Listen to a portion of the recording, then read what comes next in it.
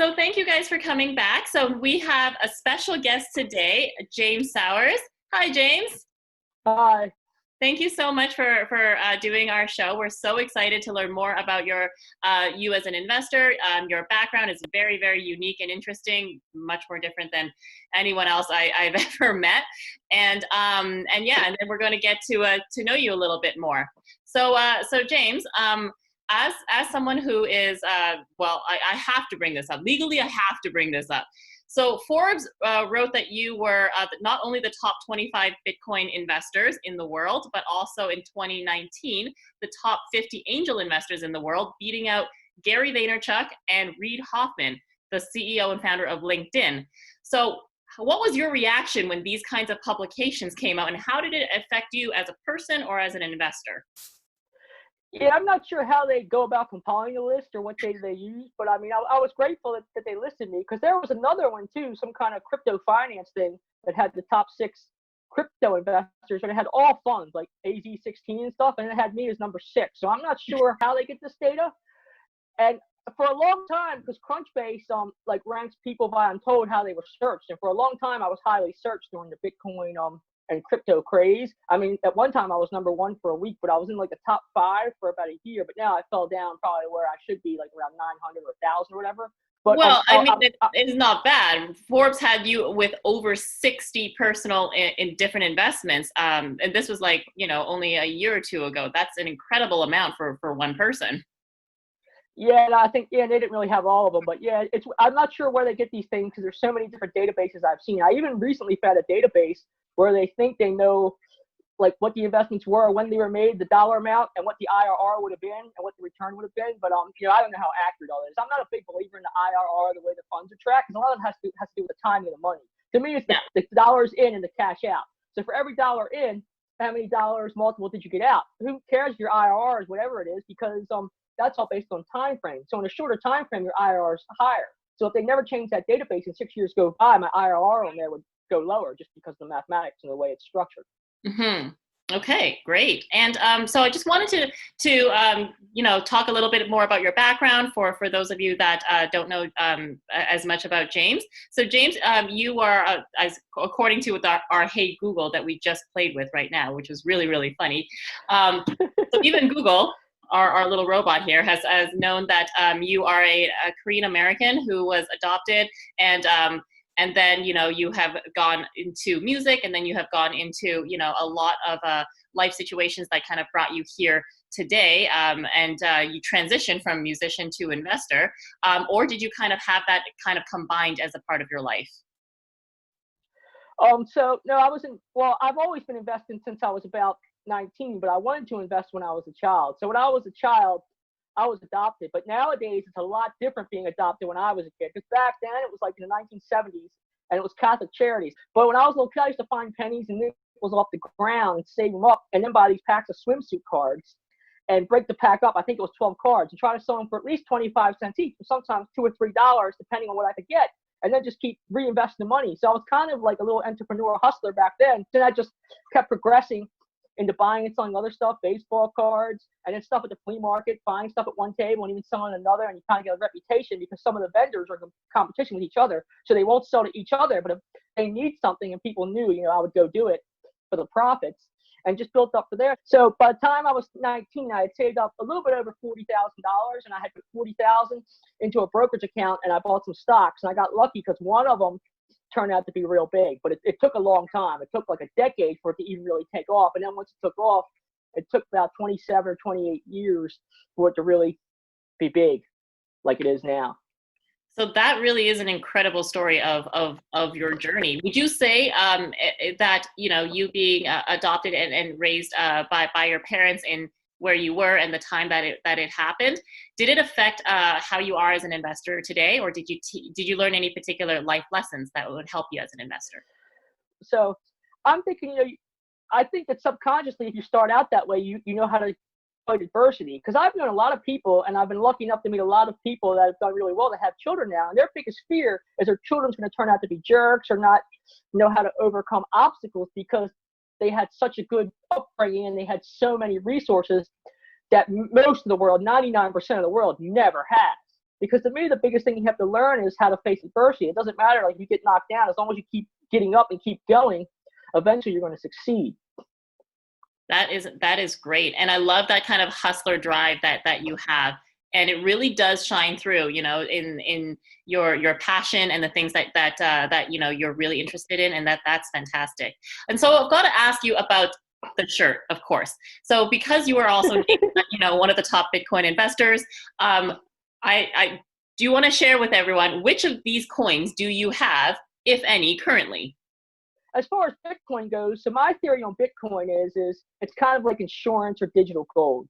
So anybody should really, it's not investment advice because I'm not a registered investment advisor, but anybody really should probably have, up to 1% of their liquid net worth in Bitcoin, because just in case, like with all this money print, and nobody knows because we don't know what causes inflation.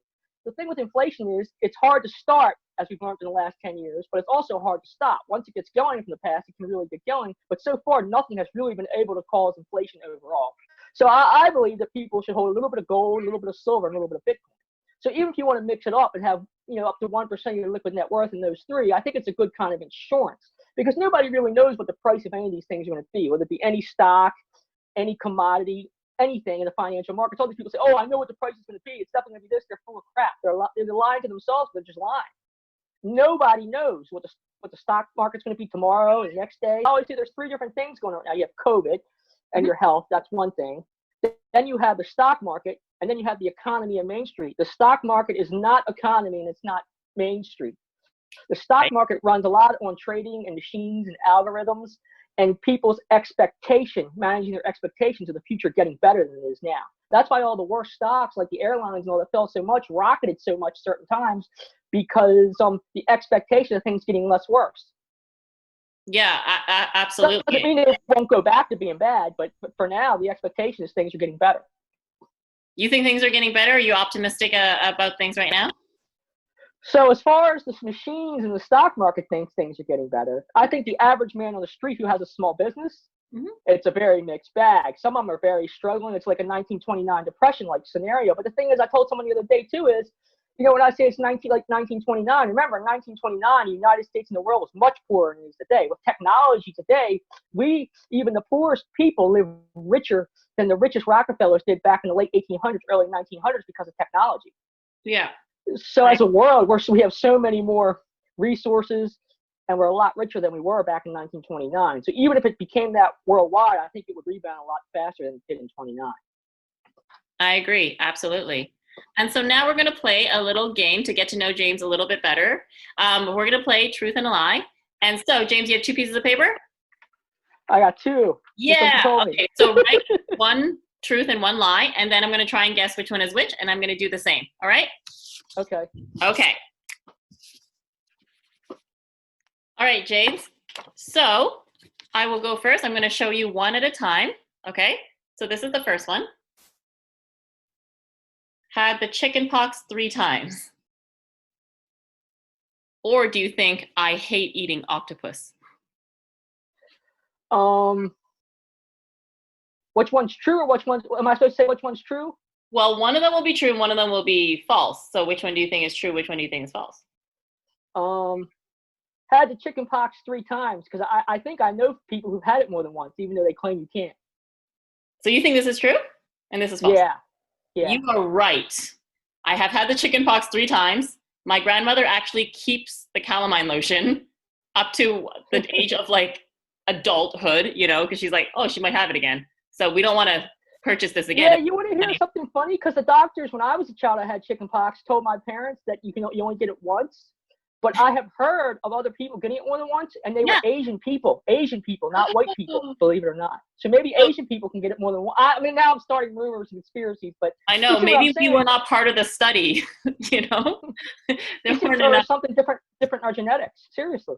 That's really sad, because I was so frustrated when I got it the 3rd time, because 2 of them was in the same year. All right, so James, now please show us yours. Okay, let's see yours. Drive a Prius. Okay, that's possible. I have been to Korea. Yeah. Back to Korea, because I was born there, so obviously I've been there once. Right, because you were shipped. Right. Okay, Right. so Yeah. I think you have been back to Korea, and I think you do not drive a Prius. Wrong. I drive a Prius. It's a blue Prius, and I've never been back to Korea since I was adopted. I like the Prius. I always try to buy a used car that's 5 years old with cash because it's bad to buy a consumer good on credit that's going to lose value. Now it's different if people are investing in real estate or something, or want to get a mortgage on a house because interest rates are low, even if they could outright buy it. But I always try to buy a 5-year-old car, and I would never buy a brand new car because as soon as you drive it off the lot, it loses value. Yeah. With the exception of a Tesla. So when the Tesla gets better battery range and they have a dealership closer than 8 hours from my house, then I'll buy a Tesla, and I'll just buy the whole thing. I wouldn't finance that either. Even though allegedly a Tesla can go up, the older ones, the first models. But I don't know if the newer ones are going to appreciate or not. Well, only time will tell. Okay, so Yeah. that actually is surprising. You didn't have the desire to go back to Korea, or you just didn't have the chance to yet. Yeah, like I met some guy at some conference who's half Korean, he said, and he encouraged me to go back, but I don't think I'm going to. I know when I was a kid, there would be people who would walk up to you that were Asian. I don't know if they're Korean or not, would start speaking Asian, and I would say, "Oh, I don't speak the language. I was adopted." And he's like, "You should learn." They get real mad. And one guy said, "What are you?" I said, "Oriental." And he said, "What? Oriental's rogues. You're not Oriental." So James, last time that we spoke, I know that you have a high interest in investing more in psychedelics, especially in the medical space. So is there a particular project or startup that you're very excited about that you want to share with us? Yeah, so I call that precision medicine, because precision medicine is kind of like one aspect of psychedelics, which is but only for medical use. So pharma and biotechnology, and possibly even clinics where it's legal, with a doctor and a guide or whatever they call it. And then precision medicine is also gene editing and things like that. So things like that, and then exponential technologies I'm interested in still. But I've been kind of looking towards precision medicine at this time. So for the startups that are in that space, what is the best way to get on your radar? Well, right now on like LinkedIn, if somebody connects with me and they're involved in something like that, I'll look into it. I mean, I think it takes a lot. I think you really have to have like a doctor on board and a medical expert and a team that knows how to get FDA approvals and things like that. But the one reason I like that too is I think the FDA approval serves as a moat or a barrier to entry. So I'm really looking for ones that could really change people's lives, kind of like precision medicine and mental health, and help people with depression, PTSD, things like that. So it's almost kind of like technology, your body that we're moving to. Well, thank you so much for coming on the show, James. We really appreciate it.